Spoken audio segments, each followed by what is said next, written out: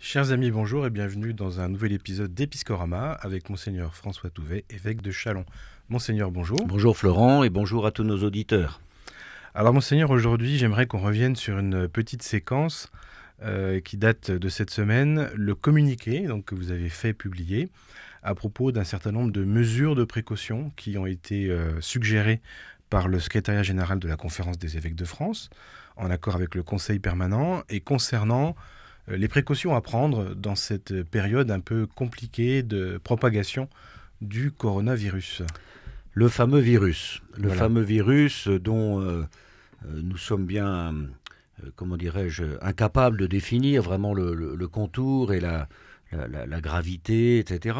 En tout cas, de fait, sur les conseils des autorités gouvernementales, la conférence des évêques a pensé qu'il était bon que dans chaque diocèse, on invite tous les fidèles, et puis aussi bien sûr les ministres ordonnés, prêtres et diacres, à respecter un certain nombre de consignes pratiques pour contribuer à un effort national de prévention, de prudence par rapport à la propagation de ce virus. Donc j'ai effectivement pris mes responsabilités dès samedi pour demander à ce qu'un certain nombre d'attitudes soit respecté. Par exemple, le fait de s'abstenir d'offrir le geste de paix, puisqu'on le fait souvent avec une poignée de main ou une embrassade, une accolade.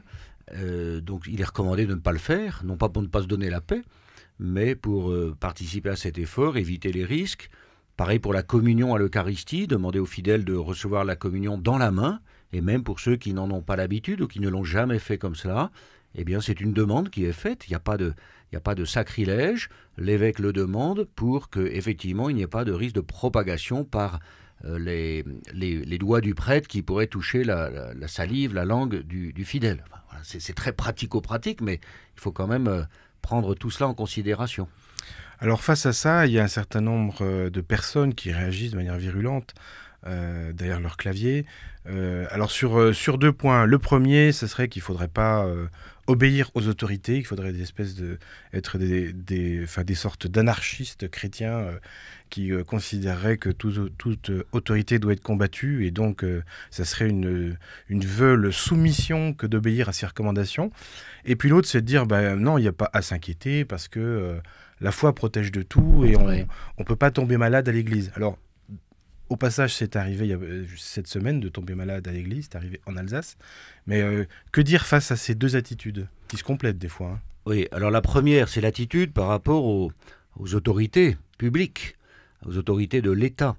Il faut garder un peu la raison là-dessus. Il faut quand même essayer de réfléchir un moment avant de s'emballer. Les autorités de l'État, nous reconnaissons leur légitimité. Dans notre pays, elles sont là aux responsabilités du gouvernement suite à des élections démocratiques que personne n'a contestées, etc. Les élus sont entourés par toutes sortes de responsables, d'experts dans tous les domaines. C'est l'État, justement, c'est toute la force de cette administration de notre État. Et il faut penser au bien commun.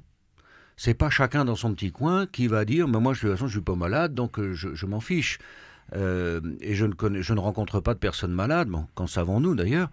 Donc il faut penser au bien commun qui est tout un ensemble de dispositions, de conditions aussi de la vie sociale que nous mettons en place les uns avec les autres pour que chacun et que l'ensemble de la population puisse s'épanouir, demeurer en paix et en bonne santé.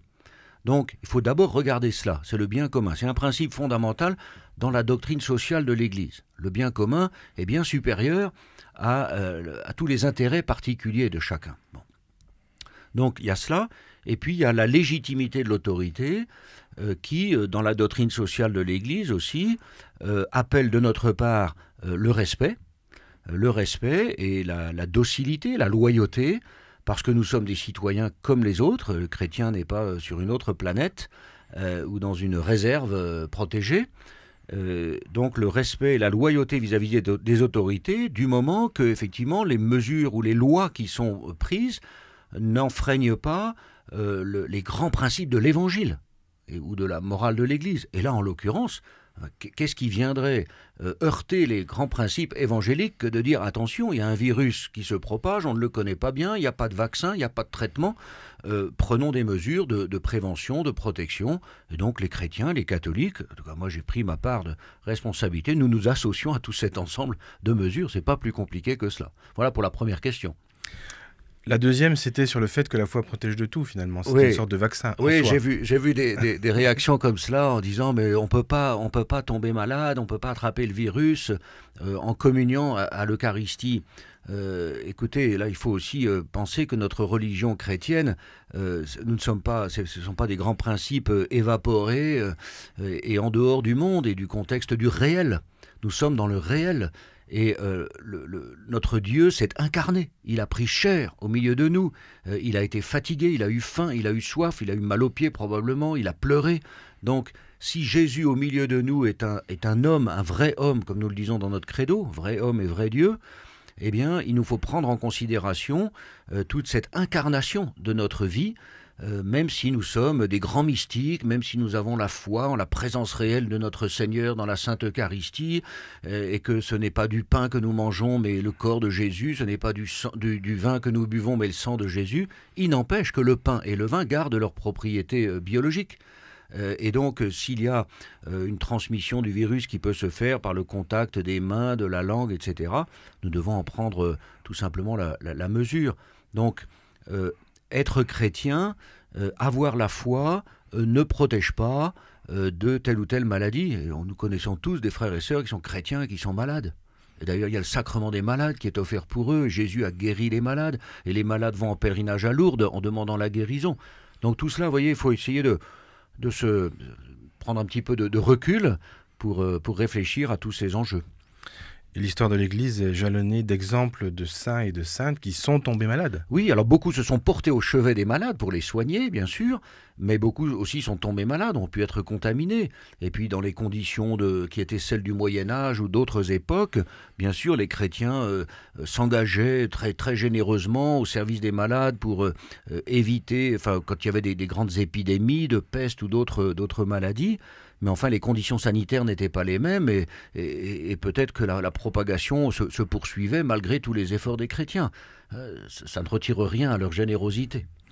Ce qui est parfois difficile à faire comprendre, c'est qu'on doit agir avec les connaissances d'aujourd'hui. On ne peut pas calquer sur l'époque d'aujourd'hui des comportements d'il y a 500 ans. Bien sûr que non. Bien sûr que non. Aujourd'hui, il y a quand même une recherche scientifique qui conduit les grands experts internationaux d'ailleurs. On voit bien que dans cette crise, toutes les responsables des nations, il y a 80 pays qui sont touchés actuellement, et toutes ces personnes responsables, expertes en la matière, eh bien, se concertent. Et il y a une convergence des décisions et de toutes ces mesures de précaution à prendre. Ce ne sont pas des lubies de tel ou tel, tout d'un coup, comme cela, pour qu'on parle de leur pays ou de leur action. Donc, prendre en compte les connaissances d'aujourd'hui, mais de fait, ils disent eux-mêmes qu'ils ne savent pas tout sur ce virus. Donc, les mesures de précaution qu'ils ont recommandées. On peut aussi quand même discerner derrière certaines réactions, d'ailleurs répétitives, parce qu'il y a des personnes qui réagissent de toute façon dès qu'elles sentent un peu quelque chose qui ressemble à de la docilité ou à de l'obéissance ou à la conformation au bien commun. On sent aussi une crise quand même de la confiance et de l'autorité. Confiance dans les parents, dans les professeurs, dans son curé, dans son évêque, pourquoi pas. Et chacun finalement est procureur, président, juge, médecin et virologue.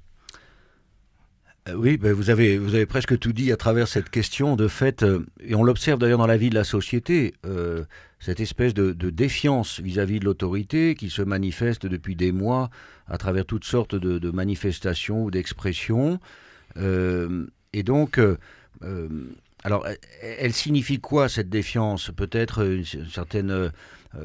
justement une perte de confiance par telle ou telle situation ou attitude qui aurait pu provoquer cette distance, mais en même temps peut-être un phénomène aussi de génération, de société, où chacun établit sa propre loi sans tenir compte justement du bien commun, de la collectivité. Je crois que c'est important. Je pense par exemple à la vie d'une famille. Il y a des règles pour vivre en famille, il y a des règles qui sont édictées par les parents.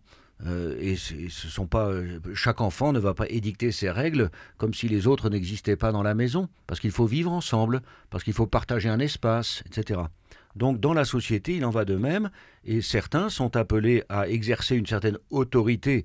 C'est pas de l'autoritarisme, c'est pas un abus de pouvoir, forcément, ça peut toujours dériver, mais à exercer une certaine autorité, un certain pouvoir sur leurs homologues, leurs frères et sœurs, leurs concitoyens. Mais il faut bien voir aussi, et c'est le sens évangélique de l'autorité, que c'est un service.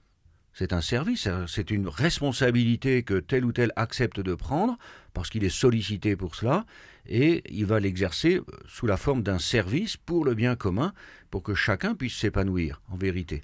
Alors, bien sûr, contester, c'est facile. Moi, j'observe que, effectivement, la personne qui détient l'autorité, alors si elle se tait, si elle ne fait rien, ça ne va pas, et si elle dit quelque chose, qu'elle agit, ça ne va pas non plus. Chacun a ses propres critères, et c'est pourquoi je pense qu'il est important d'essayer de s'arrêter un peu, de prendre du recul, de réfléchir, d'écouter, d'analyser, de discerner. Dans l'action catholique, on dit voir, juger, agir, c'est important. De regarder ce qui se passe, de discerner, de réfléchir, et puis ensuite d'agir et de prendre la parole. Mais pas de se jeter comme ça sur un clavier ou un micro pour dire tout de suite une pensée qui jaillit spontanément sans être suffisamment fondée. Je crois qu'en ces temps un peu troublés, on ne peut que conseiller la lecture du compendium de la doctrine sociale de l'Église. Oui, c'est un ouvrage important. Il est à lire, alors pas comme un roman, mais en tout cas à travailler. Il y a des différents chapitres, c'est très bien organisé. On y trouve toutes les réflexions justement sur le bien commun, sur la destination universelle des biens, sur le principe de subsidiarité, de participation. Donc il y a l'engagement des chrétiens dans la cité, etc. Donc je crois que tout cela est important. L'Église nous éclaire. Avec autorité d'ailleurs, on en a parlé la dernière fois, l'autorité de l'enseignement de l'Église, c'est pas pour nous mettre sous une chape de plomb et nous faire taire, mais c'est pour nous guider, c'est pour nous enseigner. Un enseignant en classe ou à l'université, il enseigne avec autorité. Et d'ailleurs Jésus dans l'Évangile surprenait parce qu'on dit « Ah mais voilà cet homme qui parle avec autorité ». Oui, avec cette autorité qui consiste donc en ce désir de servir les autres en leur donnant tous les éléments pour avancer sur le chemin de leur vie. Mais je crois donc que ce temps du carême est le temps idéal pour se replonger dans ces saines lectures. Ben oui, on peut se mettre à l'écoute d'abord de l'Évangile, la parole de Dieu, puis pourquoi pas effectivement d'étudier des textes de l'enseignement de l'Église qui nous éclairent. Monseigneur Touvet, je vous remercie. Merci. Et chers amis, je vous donne rendez-vous très bientôt pour un nouvel épisode d'Episcorama.